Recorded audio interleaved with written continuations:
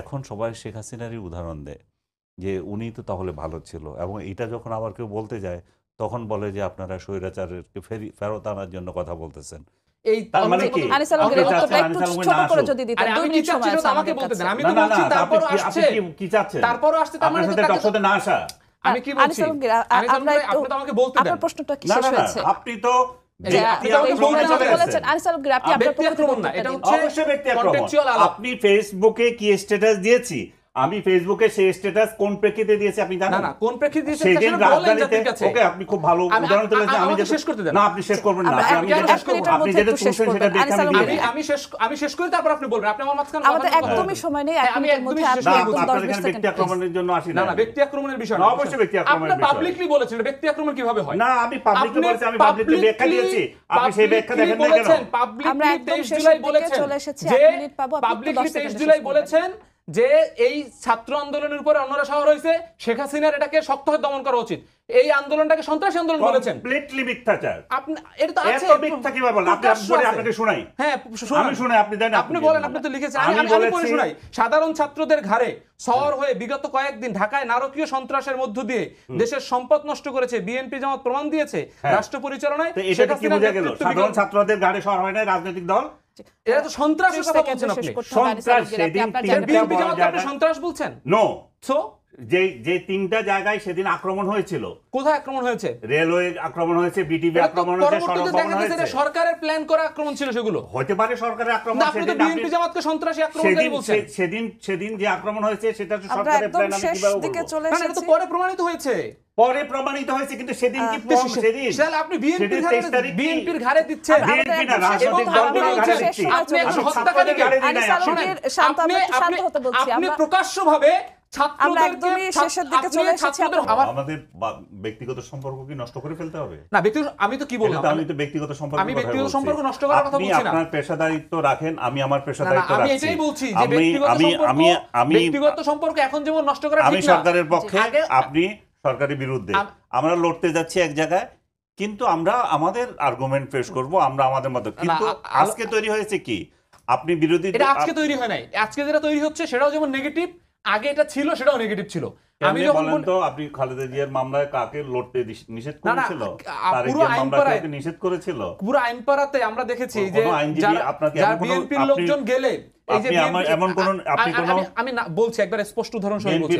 BNP বড় বড় উকিল ছিল, খোকন ভাই, আদার্স, তাদের কে নির্যাতিত হয়েছে আদালতে? আমি আদালত পাড়ায়, এই যে মনে করেন মাহমুদুর রহমানের মতো লোক ওখানে আঘাতপ্রাপ্ত হয়েছে, আসামি, আপনি নাম সহ বলতে চাচ্ছেন? আসামি সহ এরকম প্রত্যেকটা জায়গায় আইনজীবীদের ব্যবসা বাণিজ্য আমরা এলাকাতে দেখেছি যে বিএনপির আইনজীবী তার হচ্ছে ব্যবসা বাণিজ্য তিনি চেম্বার বন্ধ দিতে পারেন নাই, এরকম ঘটনাও ঘটেছে।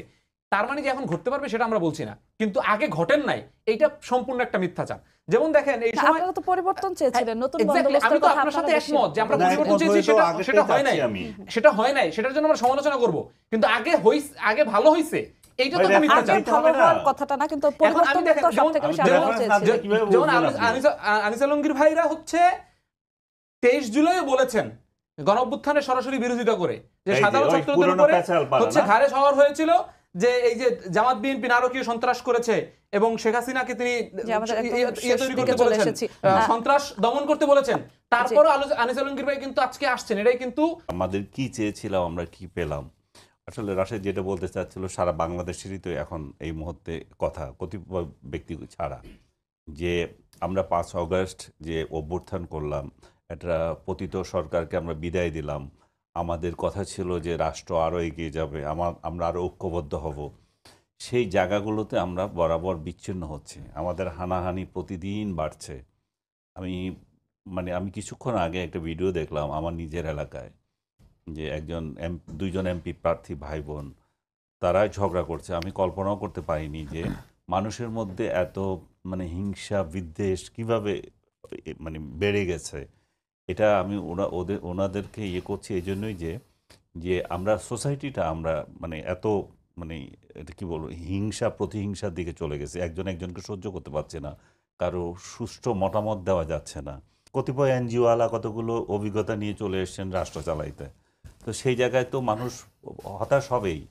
এবং রাশেদ যে বলছিল যে এই দুর্নীতি, এবং আরো আরো কতগুলো ইস্যুস যে তুলেছে, যেগুলো দেখেন আপনি দুর্নীতি হচ্ছে তার কোনো বিচার নাই, এবং দুর্নীতি হচ্ছে ডক্টর ইউনূস একটা লোককে, তার উপদেষ্টাদের বিরুদ্ধে এত অভিযোগ উঠে উনি কোনো দিন কোনো অ্যাকশন নিয়েছেন আমি দেখি নাই।